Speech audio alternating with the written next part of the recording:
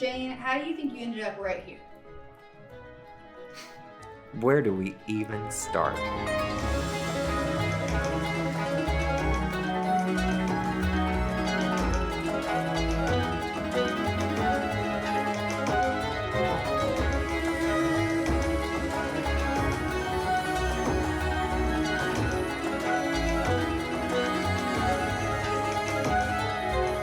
I was determined to leave this place better than I found it. For the most part, I'd say I let my gut be my guide. Mary Loving! First of all, my favorite name in the whole world, Mary Loving. So I had to have you in this little fun little thing we're doing called Shane on You. Well, I love it. Thanks for having me. I'm so glad you're here. Yeah. How are you? I'm good. We had a good time in Key West. Oh my God. And how is it that you always kept your look about you? Like, most people are walking around, they're sweaty, they're nasty. You have this whole beach boy. The hair looked great. You always look great. I'm like, I don't think he sweats. Oh, no, I sweat. It just depends on how much Botox I have in my forehead, too. Oh, my God. I don't have any right now, but when I do, I don't sweat as much. But I was raised at the beach, so I'm just used to that climate, I think. I thought, well, you wear it well. Thank you, babe. You too. You do. So what has been happening since I saw you in Key West? In Key West. Well, I am working on the Noke Oi Songwriters Festival. Wow. Which will take place in November. Okay. In the beautiful, beautiful Maui. Can I be a part of that? I've never been to Maui. Like, what is for all of you who don't know, I've known Mary forever. She works at BMI forever, and which is who pays songwriters their royalties. And she is the grande dame of all the festivals for songwriters. Well, and makes everything happen. I try. It's like herding squirrels. Oh yeah, and cats at the end of the day. But yes, we've got that festival coming up in November. There's also the Annapolis Songwriters Festival, and then there's the Hilton Head Island Jam. Wow. And that happens in South Carolina. That's in South Carolina, in Hilton Head. When is that? You should do that one. It's right down the street from us. That's the second weekend in September. I almost have to go to the website and look because all these are running together. Mm-hmm. Maybe it's Annapolis is the second week. I think Hilton Head's third weekend. But the second weekend would be Annapolis, and that's beautiful up there. What a beautiful town. Wow. Beautiful people. Wow. Great food. That one is a little more on the not so much country genre. You've got a little rock. You've got a little this, little mix of everything. A little bit of mix of soul. Everything, and it's really, but it's put together so beautifully. Shannon Sanders at PMI, does a lot of that. But you should tell him you want to do that. I'll do it. You need to tell him. How in the world did you end up getting involved? Even just through BMI, but how did you end up getting involved in being part of all these festivals and helping make this stuff happen? Well, I'd have to take that back to the 90s. When did you start at BMI? The 80s? Well, if you think about it, I worked contract for Francis Preston, so I had BMI, and we had this little agency called Steve Cropper Travel. Okay. So I had artists on tour. Also, a few record labels. So we did all their showcases, and they would go, hey, we need you to find this fabulous destination. And we want to take all our radio people. We want to introduce them to our new artists coming up this year. And you had to book all of that. And we would book all of that. Whoa. We did Garth Brooks in the park. Come on. In Central Park. At Central Park. Oh, that one was that was crazy. There were so many people. I couldn't stay in the park. I left. I went back to the Regal Royale. I said, I have to get away. There's just too many people. Too much. And I ended up drinking with Chuck Norris and his wife, Gina. And Chuck Norris. So he was just at the Garth concert or just at your hotel? He just happened to be staying there. His son is a race car driver. And was I didn't know this. I'm learning so much by doing this podcast from everybody. Like, who would have known Chuck Norris's son was a race car driver? I know. Well, I had no idea. But what are you going to do when Chuck Norris is your dad? You got to do something big. Well, you better figure it out because those are some shoes. Those are some shoes. Some muscles to fill. But no, it started back in the 80s. I met Chet Atkins, and wow, I started handling his Pure Prairie Home companion tour that he was doing with Garrison Keillor. Wow. Was he still at Capitol then? RCA. RCA. I think he had just stepped down, and so now he was touring and performing live. Wow. And he liked me, and he said, I like you. You don't mess up. And I said, oh, but I do. I just don't let you feel it. That's right. So, I fix it real quick. And that's it. Yeah, that's really the game, is just really loving what you do and try to make it better for everybody around you. And how did you know that this was what you were going to love to do, being in this crazy music business world? Like, where were you from? Where were you raised? I was raised in Bristol. Okay. Birthplace of country music. Come on, Tennessee. Come on, and Virginia. Wow. So I lived on the Virginia side of Bristol. Oh, okay, gotcha. So, but it's, it's still the same town. Same thing. There's just a state line. Instead of Main Street, they call it State Street. Gotcha. So you can be standing in Virginia and Tennessee at the same time. That's kind of how it is where I'm from, because I was born in Myrtle Beach, South Carolina, but I was raised in Calabash, North Carolina, and the state line, it runs through the town. Yeah. It goes through the middle of the town? Not in the middle of town, but right on the Right on the edge. Yeah. They should have put a downtown area there. I know, right, but they didn't. It's all a bunch of woods and deer. Well, that's not bad. That's not a bad thing. Did you go And a deer golf hunting? course. And you went deer hunting and all that good stuff? No, can you imagine me? No. I held a gun for the first time this past summer, and I fired off however many, it was a pistol, and because I was like, I've never held a gun, I've never shot a gun, and I'm like, there was a target, and we had a whole, whatever that's called, shooting range situation at my cousin's, and I was like, this is the first and last time I do this, because the kickback of it freaked me out. Oh, it wasn't working so much, but I mean, I was like, okay, I did it, and I'm good. Eric's like, he saw my face. He's like, oh, he's never going to hold a gun ever again. That gun's just too big, is what it was. It was had just to too be. big. Yeah. But I mean, there were other women there that could handle this, but they've been doing this forever. Well, and in the deep South like that, everybody has a gun. Yeah, well, everybody has a gun here. Yeah, I've noticed. So, but no, the festival started with Key West. Matter of fact, because Charlie Bauer and Mark Mason got together, and Mark Mason was really the brain of the whole thing, and said, hey, let's bring some performing songwriters down here. And God they're going to play. them. I know. And at first, I think they were just playing mainly for the homeless crowd. Nobody really could figure out what was going on. Really? But he brought fabulous songwriters like Chuck Cannon, Jeffrey Steele, Anthony Smith. All these guys that are still showing up and doing it. And they're still showing up. It's almost 30 years now, right? Yeah. Holy moly. So it's, and as it started to grow, I didn't do a lot during that time period, because I think the first year Mark just rented a van and they drove. Yeah. Okay, that's commitment, because that's a long drive. Oh, I've been to Moan when we had to fly from Miami to Key West, where we had to drive from Miami to Key West. I'm like, oh my God, we have to fly up all the way to Miami and then drive now.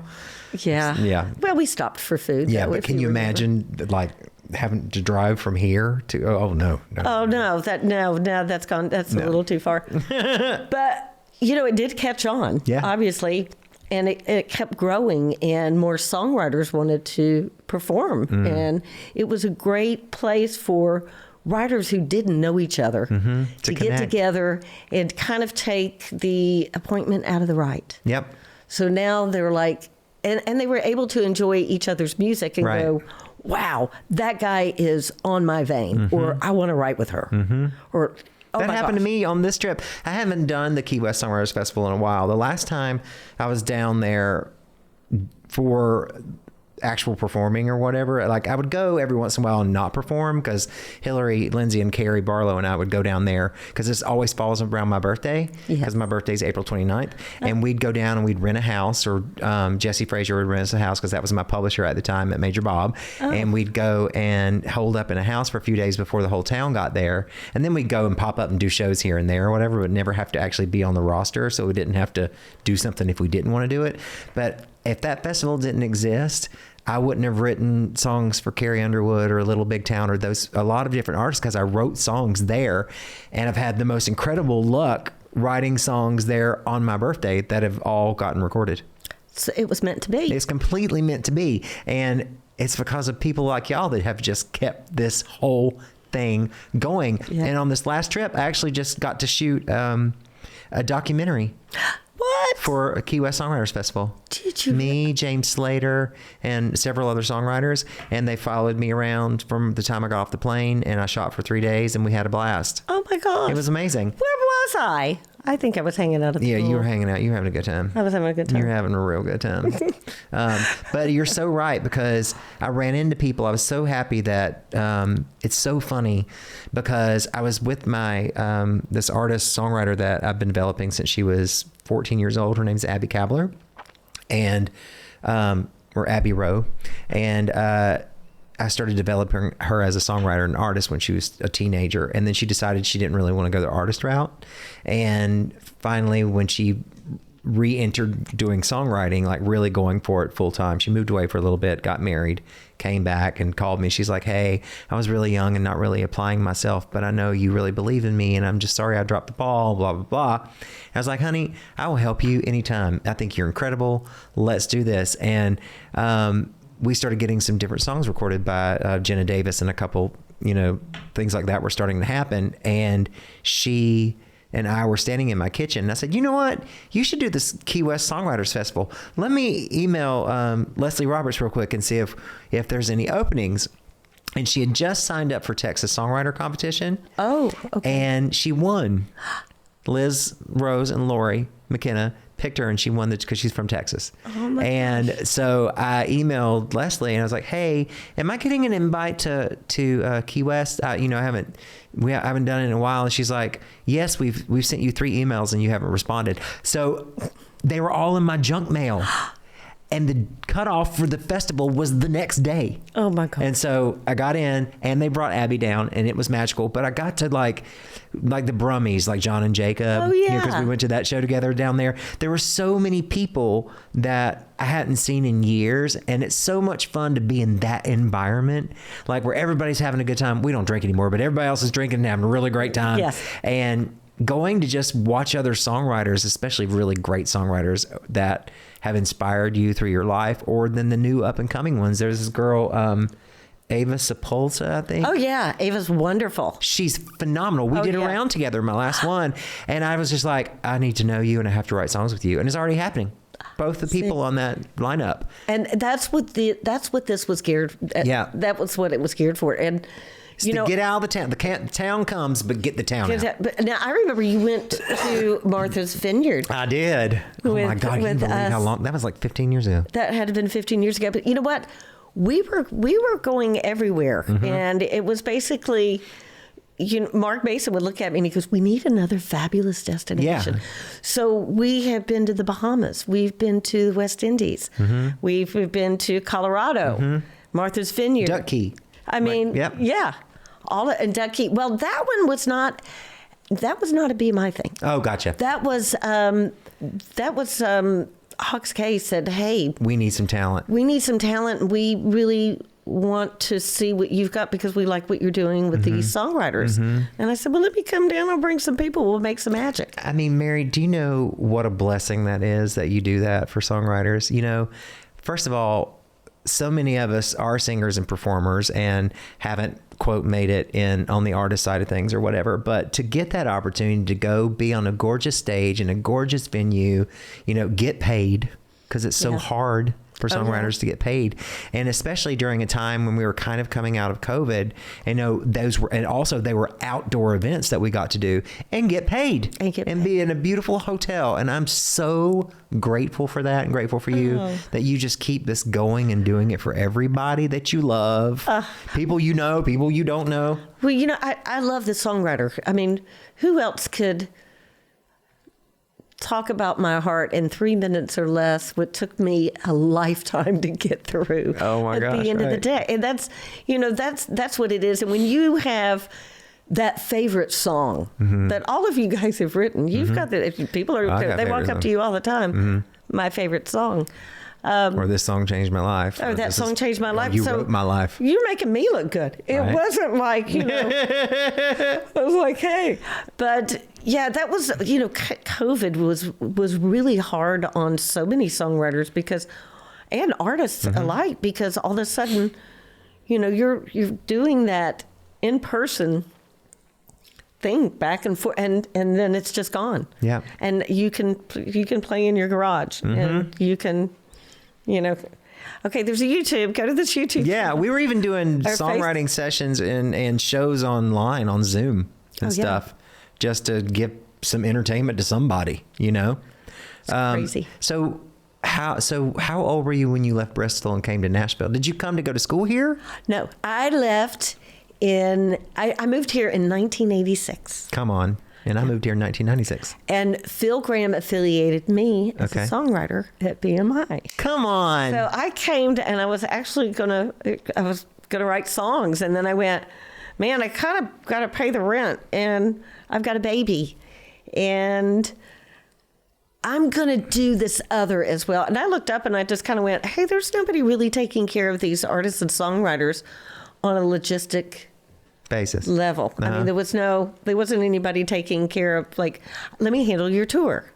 Huh. Because nobody. So you just created a thing for yourself. Yeah, but I wasn't the first. Wow. I mean, there were other people that were doing it. I just got really good at it. So you had to, and there were times I'd get on a tour bus and go, I got to feel this so I know what you guys are going through.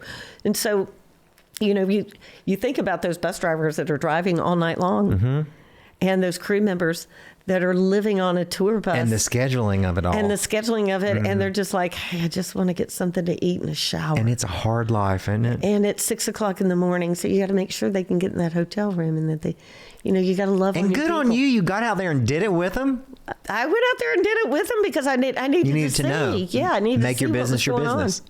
So, and I was married to an artist, Right? Clinton Gregory, Right. So it was easy to jump on the bus and go, let's feel this and see what we got going on. And there's nothing like air conditioning going out on a tour bus. Girl. I mean, that's when you know, wow, this is living hard. Wow. Because you think about that in West Texas when that happens. Oh yeah. How long were y'all married? We were married long enough to have a couple of beautiful daughters. Yeah. And, it's the music business can be very hard on a marriage. Yes, it can. And especially when you've got someone on the road and they're touring and it's all bright lights. And so it just, it came to a screeching halt. Now we are friends. Yeah. And co-parents. And I'm like, hey, come over here. Your grandchildren are here and your daughters are here. Where are you? It's Christmas. Exactly. Get over here. Was he supportive of you wanting to be a songwriter then? Yeah, he was. So it didn't feel like a competitive thing. Not at all. And Chet Atkins would. I think it was because Chet was. Chet was like, you need to write. I still write. Okay. I still get out there. Because I was about to get on it and be like, okay, so then what's happening? I'll mix it up. I had a cut in Australia. It was number 3. Oh, that's amazing. Yeah. I did not know this. Luella Witt cut it. And I had no idea, because APRA, BMI, ASCAP, all the PROs. Well, if you have a song that's recorded in another country, say Australia, you wait 9 months in the U.S., but there it's it's double, so you don't see it for like over a year. And it's a different collection agency. So a PRO is Performance Rights Organization, and that's who collects our royalties and gets us paid from radio and some streaming and television performances and stuff like that. And live performance, anywhere you hear that song. So I was really surprised, and Luann Davidson said, girl, you're getting a check on Friday. And I said, Lou, we're all getting paid. It's Friday. She's like, no, you're getting a royalty check. No. She goes, did you write a song? I said, a couple. I've written a couple songs. What are you talking about? She goes, well, you had a top 3. Your song went number 3 in Australia. And I went, what? Isn't it crazy? It still happens to this day. I will have songs come out and they're released and not even know. Like someone not... Like the publishing company wasn't informed, or it just got lost in translation, and you have a freaking number 1 song in another country and no one's even told you until you start getting a BMI check. Thank God you signed at BMI for someone to be actually tracking it and looking for it. Absolutely. Pay for some diapers probably. It wasn't a lot. But hey, it was something. You're a paid songwriter. I went shopping. Yeah, you did. I did. I went shopping. I got a new saddle pad, and I needed a new bit for my horses. That's also, I went and I dressed up my horse a little bit. Are your horses another big part of your passion? Absolutely. How many do you have? I've got 3. How many acres do you have? I've only got 10. So it's I've not only like got 10. I've only got sprawling. a third. Well, but it's next to the water. But I couldn't put my horse over there in your yard. No, you either. I mean, the couldn't. neighbors would complain. But yes, I've Wow. got chickens, horses, dogs, kids. A cat passed. Wait, so your cat passed? Passed away. Well, he was 23. Well, that's In a people good years. life. That's So- a good life. And he was an outdoor cat. Hated the inside. Wow.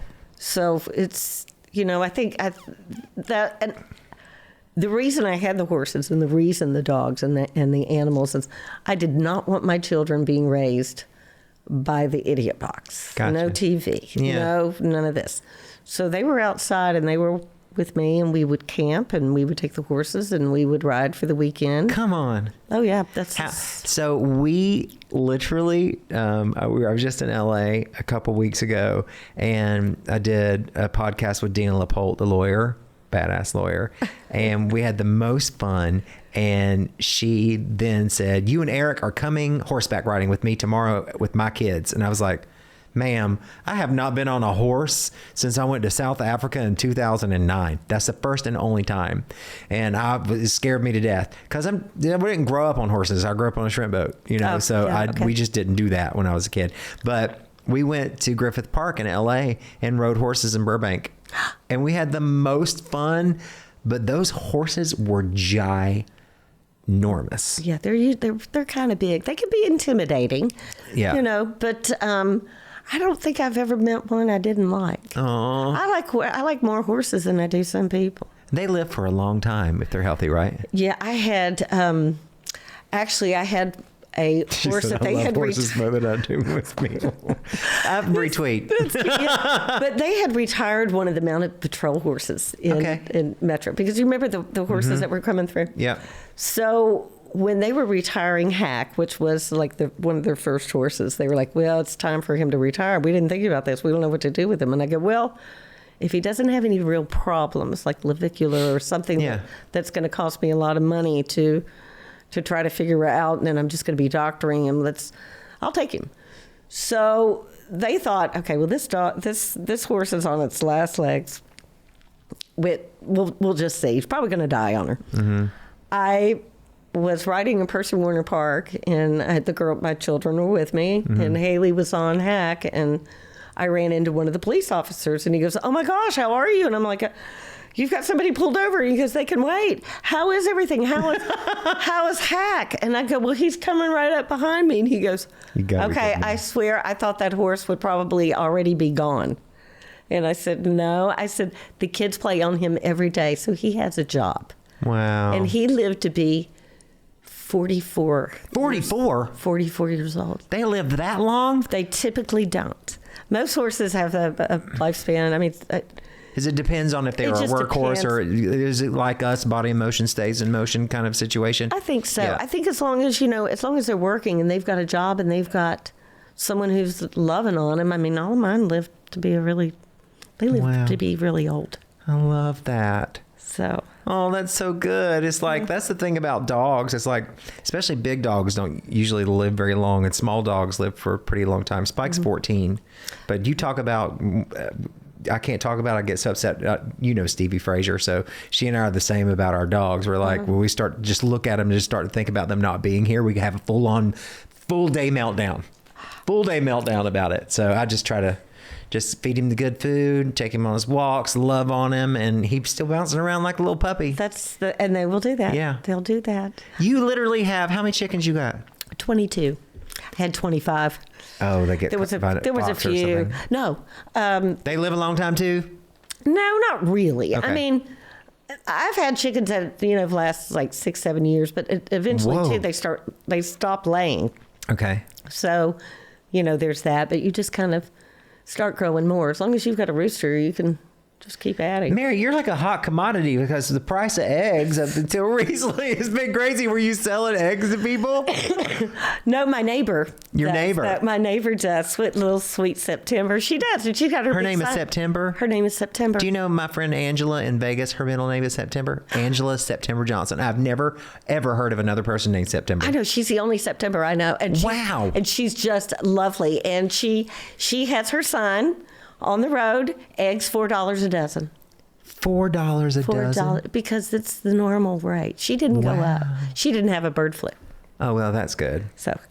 So wait, do you sell your eggs to her or give your eggs to her, or you sell your eggs you just keep your eggs? I give my eggs away. You give your eggs. Look at you. Do. You're just giving back to everybody all the time, girl. I do, especially, families with children. Yeah. Because and those are the best eggs that you can get, right? Right. And you don't really know what's in your eggs. Yeah, totally. Where did those chickens come from? How are they raising those chickens? Right. What's going on? Mine are pecking in the yard. Now, there is the occasional possum, and I shoot them. So I know some people got upset because Mary has a gun. Because I Mary's got a gun. shot a possum. They go, that poor possum. I said, well, you should have seen my chicken. Yo. So you can, and I can tell if it's what's happened to that chicken. If it's a possum, if it's a fox, if it's coyote, and we've got all of that going on. Wow. So are they in a pen, like a pen area? Yeah, they have they're kept in a chicken pen. Oh my gosh. My friend, my cousin Mandy used to have a bunch of chickens, and then of course fox and possums, I guess, and other things. But she had one chicken that was left, and her name was Chicken Girl, and she would call that chicken, it would come running. Oh yeah. It really made me have a whole other thought about chickens. I'm like, oh my God, you call it and it comes to you. You say Chicken Girl and it comes to your truck. Yeah. And now we're gonna eat it. Like that's a mind f. Now, if there's an unruly rooster, okay, his days are just numbered. Okay. So, because I won't have a mean chicken. Okay. We don't put up with that. But no chicken shit. But I walk out in the morning and I'm ladies, and they immediately they're. Come on. Up, and they're just, they're happy. You're gonna have me moved out to 10 acres on a farm. You need a little room. A little parcel somewhere. Yeah, just make sure your dog doesn't. Oh my gosh. Birds, because I've had that. I called that the chicken massacre of 2023. Oh no. Dog. Really? Yeah. And it was my dog. No. It was a rescue, and You're animal kingdom over there. It just happens. The Mary Loving Zoo. It's a zoo. And then there's, because I always do Sunday dinner, and so I always invite all my wayward songwriters that are starving, and I go, you should not go hungry. I'm cooking. Come over. So you and Eric should come sometime. I would love to come. See, this is why I just have to have you on and people like you on, because even songwriters, we get out front and people meet us and know us and see us, and it's people like you that everyone doesn't get to see in the world, and you do so much for all of us. Like you just said, keeping songwriters fed. Literally, you're doing that. Literally fixing food for people and keeping us paid and played. And there's that. And there's and there are those times. I remember Frances Preston was the one who, God rest her soul, taught me everything. And God love her. Frances she would pull out her wallet and go, let me take care of you. Wow. It's okay. And I remember she did that for like a few people. And it left such an impression as to what would Jesus do? This is exactly what, she really showed me how to love. Right. As far as the songwriter. Songwriter taught me how to love a song. Right. A good song, a good song. Yeah. And so I've just always wanted that to, of course, everybody benefits from that wonderful song, but this is the only way I know to give back and say, hey, I'm here for you, just like you are here for so many with your music. I'm so glad you do. Thank you. It's so funny. What an amazing human to work for. When I worked in the hair salon for Earl Cox at Trump's back in the day, and I was doing everybody's hair color and doing all that stuff with them, putting hair in stitches. I remember that guy. Yeah. He did my hair. Oh yeah, he did everybody's hair. He just retired. Did he? The salon just closed, but that's how I met Sarah Evans, because I ended up doing her hair extensions for Born to Fly with John. I was his assistant. Anyway, so Connie Bradley was a client, and she came in like for her weekly blowout and stuff like that, or hair color and stuff. And she clocked me one day. She was like, because I was probably singing along to something on the radio. She's like, are you a singer? I'm like, yes, ma'am, I'm trying to. She goes, oh, no, you're not trying. You're a singer. Are you a songwriter? I'm like, well, I think I am, but I think I'm a better singer probably than I am a songwriter. But my best friend's most amazing songwriter, and she signed to BMI. She's like, well, you were not going to BMI. You were coming to ASCAP.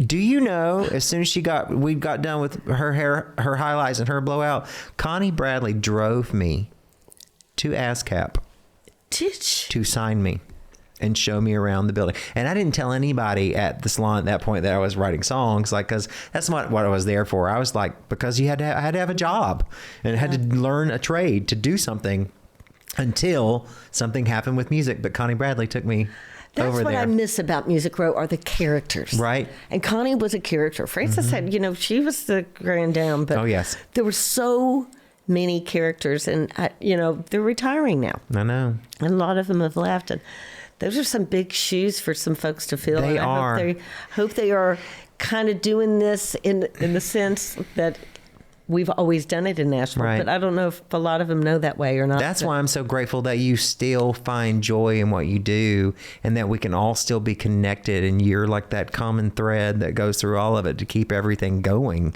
Absolutely. on this side of things, because there's definitely a changing of the guard. And look, we grow and we evolve, and people should retire when they're at retirement age, retired. Thank God that they can. Right. But the thing that I just noticed, if you want real talk about the festival stuff, is I'm learning, even when I go out to see other songwriter nights here in Nashville at the Listening Room or down in Key West, is a lot of the younger songwriters are so excited to be there, but they've not really done in the round very much, and they're not paying attention to the other writers on the stage, or there's no witty banter back and forth. They're not complimenting each other. They're just kind of sitting there with resting bitch face, like they just can't wait to get to their song. And that was one thing that I noticed a couple times actually down in Key West. And I was like, oh my God,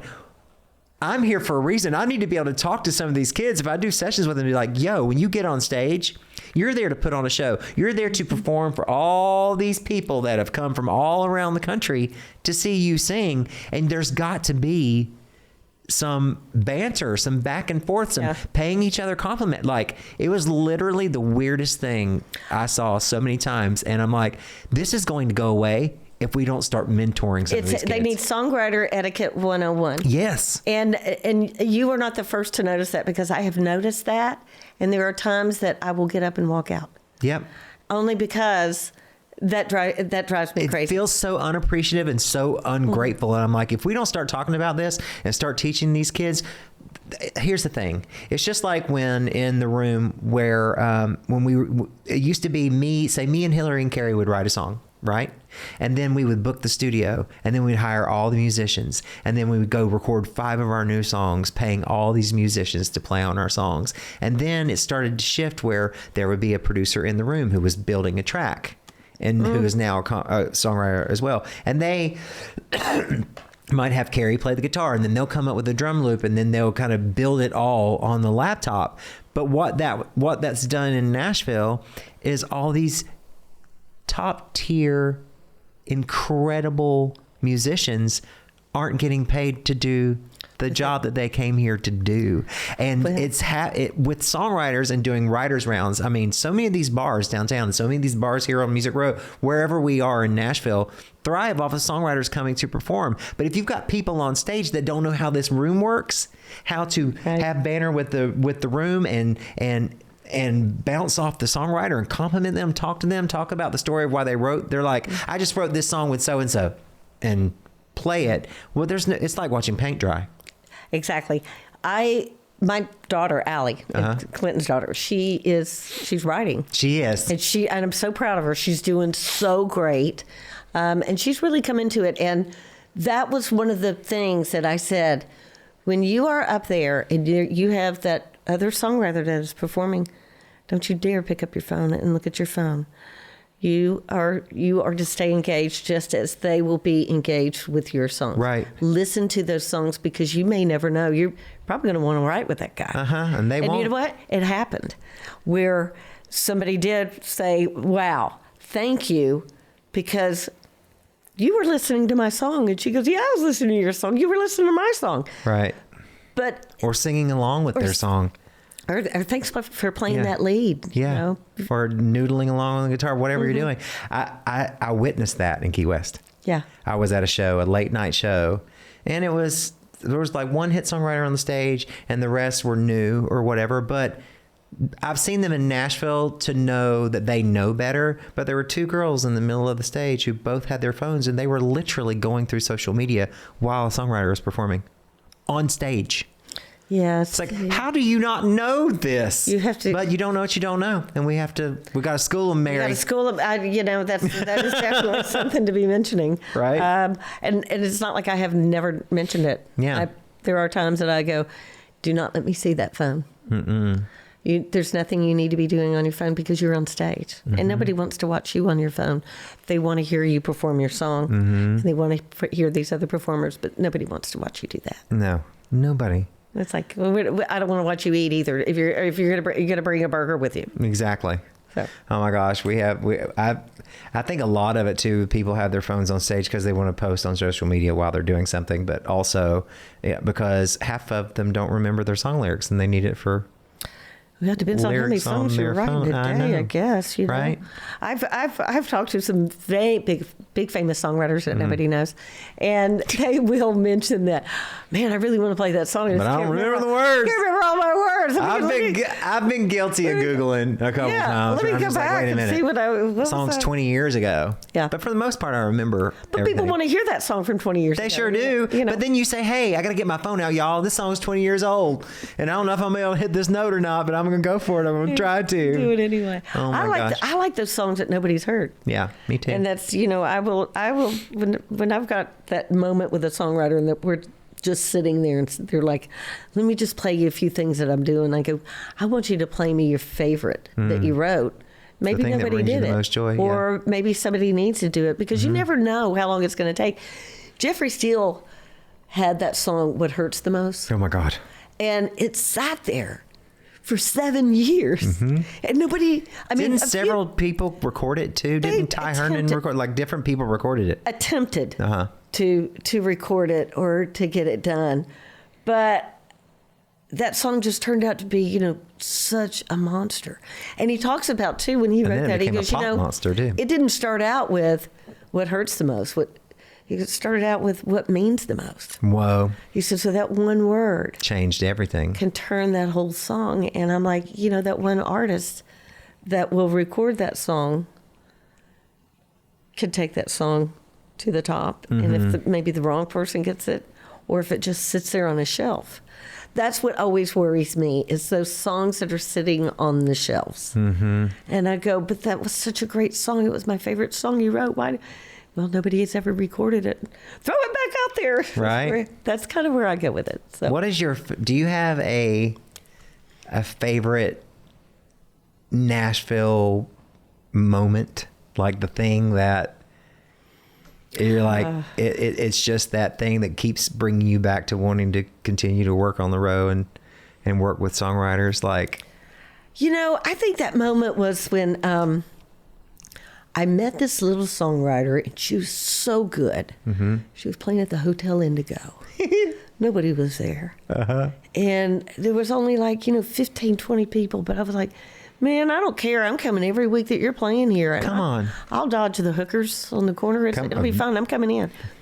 And I said, and I want you to come to Key West. I think you should play Key West. Well, that was Kacey Musgraves. Stop it. And at first, they gave me a bit of a hard time at BMI. The boys were like, no. We already gave you already have your pick. And I said, well, Robert Earl Kane and Jeffrey Steele. I get one more pick. Give me a pick. I want Kacey Musgraves to come. And she did. And then boom. Well, then it probably wasn't even 2 years later. She said, hey, my friend is really good. She's from Texas. She's a really great singer-songwriter. And I said, well, yeah, let me go hear her. And I was like, yeah, you need to come and do it. Maren Morris showed up the phone. Stop it. And I was like, I just love those little girls. They're just so passionate with their art and their songwriting and just so smart about it. And everybody is so connected. I love that. And the best thing was the following year, Maren played that first year, and then she was working with Carla Wallace, who I absolutely adore, and smartest woman on Music Row. A teenager. Smartest. So she signed with Carla. She gets her record deal, and she is on the big stage for the Key West Songwriters Festival, that Saturday night stage. Mm-hmm. And I was just like, oh my gosh. And I said, Maren, do you remember me? And she goes, Mary Loving. Of course I did. You gave me a shot. If we it don't been forget. for you, I wouldn't have gotten here like this. I don't think anything would have happened had it not been for Key West. I threatened Maren Morris's life. No, you did not. In a good way. Okay. Because Carla Wallace was in LA, and we were still living out there full time. And Carla, every time she's in LA, and when I was still making trips to LA when we didn't live there, Carla and I was always split a hotel room because she signed Karen Rochelle, which was my best friend that I moved to Nashville with. So she signed Karen. So that's how I met Carla way back when Big Yellow Dog was across the street from NSAI. Oh my gosh. That far back. So I want the Google glasses that take you back to the 90s where we can see what it used to look like. Oh yeah. So she invited me to come to Earth Cafe. She's like, I have an artist, singer, songwriter here that I want you to meet. I'm like, awesome. And Earth Cafe was down the street from my place. I think I probably rode my bike over, and it was Maren. And we sat and talked and drank coffee, and I was probably super hopped up on their coffee is like jet fuel. And I used to be that dude that was like, oh, coffee doesn't affect me like that. But I was probably going a mile a minute. And I was like, well, play me something. Do you have anything I can hear, on your phone or whatever? And she's like, I don't even think we had headphones. And she played me My Church. And I was like, I will kill you if you give that song to anyone else. Because she doesn't have a record deal. I was like, no. You don't understand? That song is everything, and Carla signed you, and she knows, and I know hit songs, and I know when I get a feeling, and I'm telling you, this is it. Don't you dare, I will kill you. Don't you ever give that, don't you dare give it to somebody else. And thank God they didn't, it worked out. I'm so glad, she not because of me, but you know what I mean? It was just she that was my first meeting. Signed. She had just gotten signed when she was like in Key West. Yeah. And she was just so sweet. She looked over and she said, thank you, Mary Loving. Come on. She goes, for helping me get here. Yep. And believing in me. And I hope you guys like my new single. It's called My Church. Come on. Oh my gosh. I just wanted to cry. It was it's like watching your little baby go to kindergarten for the first day. And you're just like, oh, is she going to be okay? I'll always be here. Yeah, I'm always here. Like, you're screaming, but I'm here if you need me. I love you. Let a girl know. Call a bitch. Yeah.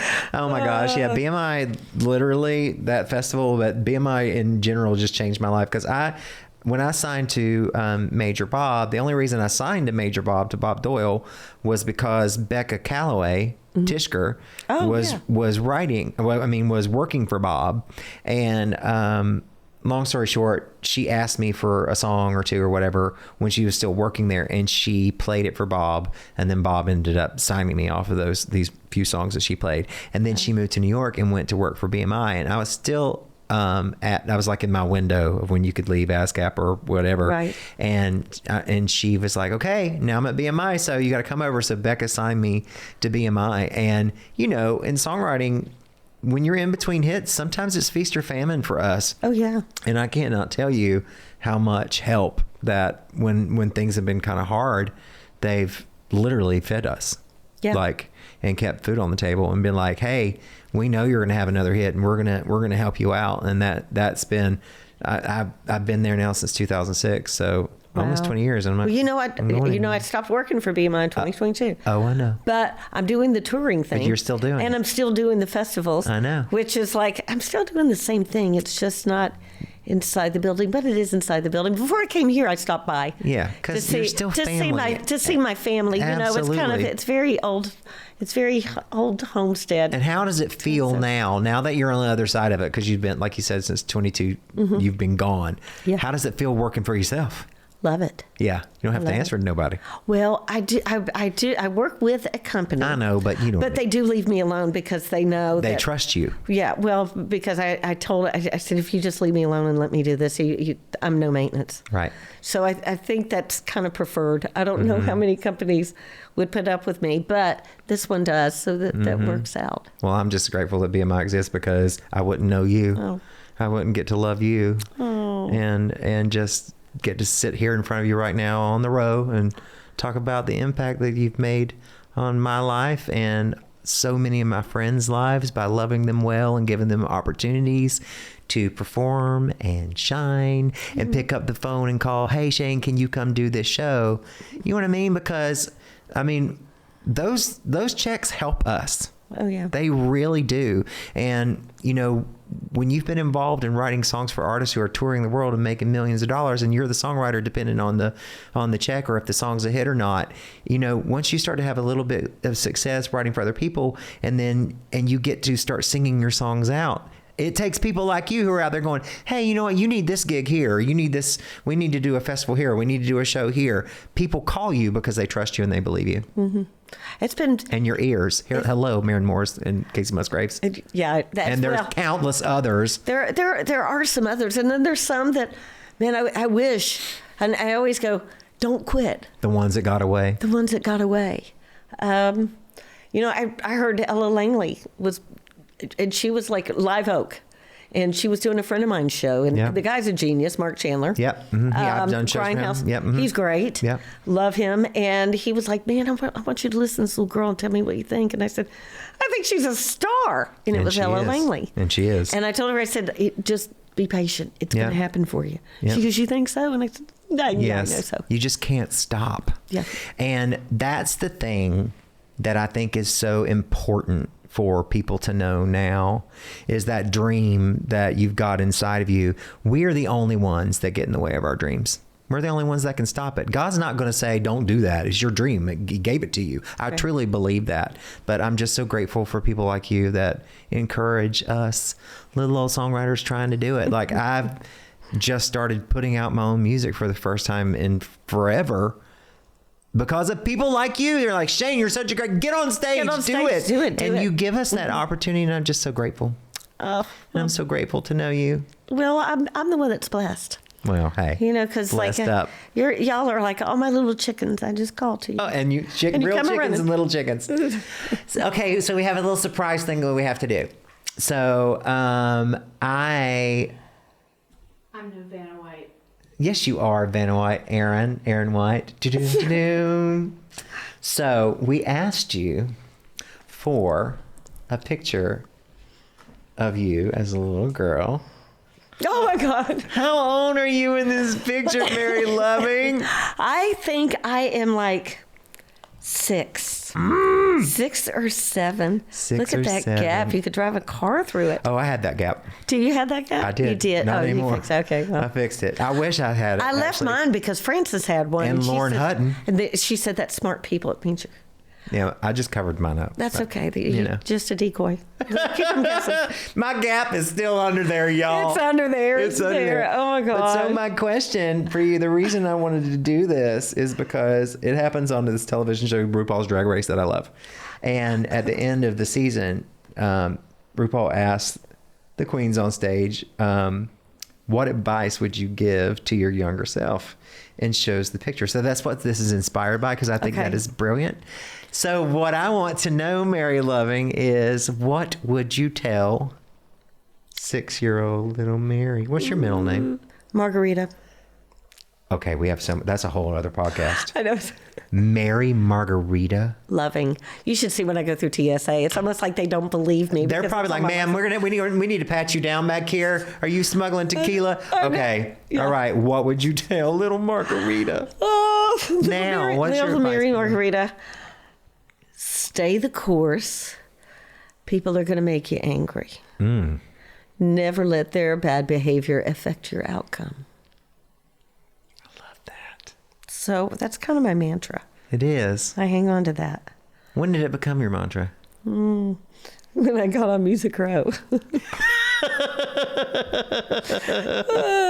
Yeah, just like, and you know, I never take no for an answer. Yep. Because it's not, it might be no, but it probably won't be no. Right. You know, I'm going to go back to the Mark Mason stuff. He would very Tom Sawyer me. Mm-hmm. Oh, you can't do that. We're not going to be able to get that. You can't get that done. Don't tell me we can't get that done. Here's free airline tickets. Here's free hotel rooms. And we're going to go do this show. Do you know what my cousin posted last week on social media, which was so funny to me? And it so sums her up. She goes, don't tell me no, I can't do something, because I'll do it twice. I'll take a picture of it and I'll post it. There's that. I was like, she sure will. Like, no. And just turn around, because, turn it on. there are people that are going to tell you no, especially songwriters. I get told no all the time. You're going to hear no more than you're ever going to hear yes. That's right. Always stay the course. And, that's my middle daughter, Allie, who is writing. She's really good. I'm not saying that just because of her mom. Maybe I should write with her. But you probably should. Okay. She's been writing with Dave Bahanish a bit. Oh, awesome. So I know that you're a friend. So yeah. I'm like going, Hillary signed him to his first publishing deal. I love him. He looks like Tom Cruise. Kind of. Or did. He's back in the day. He's I think he's hotter than Tom Cruise. Tom Cruise comes off a little crazy. We're all a little crazy. A little crazy, but you know what? It's probably but it works. We're all crazy, and it comes down to, at the end of the day, who's crazy? Who's crazy can you live with? That's right. Or how you can use it and make something out of you crazy. Lord knows I've done it. So I'm glad I did not listen to no, because I don't think I would have been able to do for other songwriters had I heard that no. Well, I am so glad you didn't listen either, and you kept doing it. And I love you, and I appreciate you, and I bless you. That God just continues to pour out goodness over your life, and that you see every single dream that you want come true. Because God hasn't given up on your dream. So maybe we need to write a song. You never know. You never know, girl, because we've done come up with a ton of song titles sitting here. So I'm down if you're down. Okay. I'll come out. Come out to the farm. To the farm and feed some chickens and get some eggs and ride a horse and write a song about it. Okay.